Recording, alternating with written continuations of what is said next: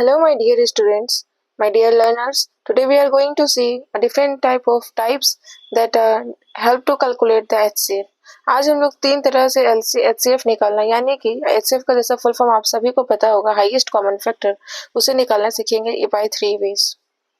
Highest common factor सबसे पहला method में हम लोग देखेंगे prime factorisation method.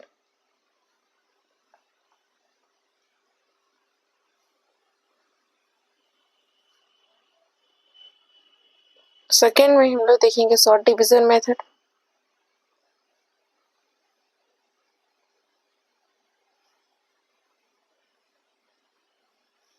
And the third में हम लोग देखेंगे लॉन्ग डिवीजन मेथड।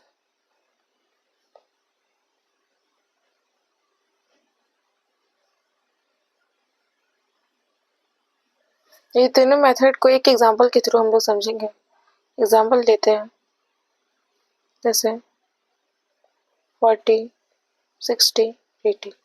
ये तीनों का अगर हम लोग को HCF निकालना है by the prime factorization, long division method या शॉर्ट डिवीजन मेथड, तो देखते हैं कि इसमें क्या क्या अलग अलग तरह से बन सकते हैं। सबसे पहले हम लोग प्राइम फैक्टराइजेशन मेथड से निकालना सीख रहे हैं स्टूडेंट्स। सबसे पहले जैसे कि नंबर नाम ही डिफाइन कर रहा है कि फैक्टर निकालने का प्रोसेस आपको इस रूल में अपनाना पड़ेगा। इसमें क्या करना है, आपको सबसे पहले सबका फैक्टर निकालना है और सबका फैक्टर आपको अलग अलग से निकालना पड़ेगा कि किसका कितना फैक्टर होता है। ओके, जैसे कि आप यहाँ देख सकते हैं कि टू के टेबल में ये जो है ये फैक्टर 2 के टेबल में ये 20 से हो जाएगा, फिर ये 2 के टेबल में अगेन ये 10 से होगा, 2 के टेबल में ये अगेन 5 से जाएगा, अब 5 के टेबल में तो ये 1 टाइम्स में कंप्लीटेड, ये अगेन 2 के टेबल में 30 टाइम्स जाएगा, 2 के टेबल में ये 15 टाइम्स जाएगा, 3 के टेबल में ये अगेन 5 टाइम्स एंड 5 टाइम्स में ये भी 1, अगेन ये 2 के टेबल में अगर करना चाहे तो ये 40 टाइम्स में, फिर 2 के टेबल में 20 टाइम्स में, फिर 2 के टेबल में 10 टाइम्स में, 2 के टेबल में अगेन 5 टाइम्स में एंड 5 टाइम्स इट्स ओवर। जैसे कि आप देख सकते हैं कि 40 का जो फैक्टर है वो आया है 2 इंटू 2 इंटू 2 इंटू 5। 60 का फैक्टर है 2 इंटू 2 इंटू 3 इंटू 5। 80 का जो फैक्टर है वो है 2 इंटू 2 इंटू 2 इंटू 2 इंटू 5।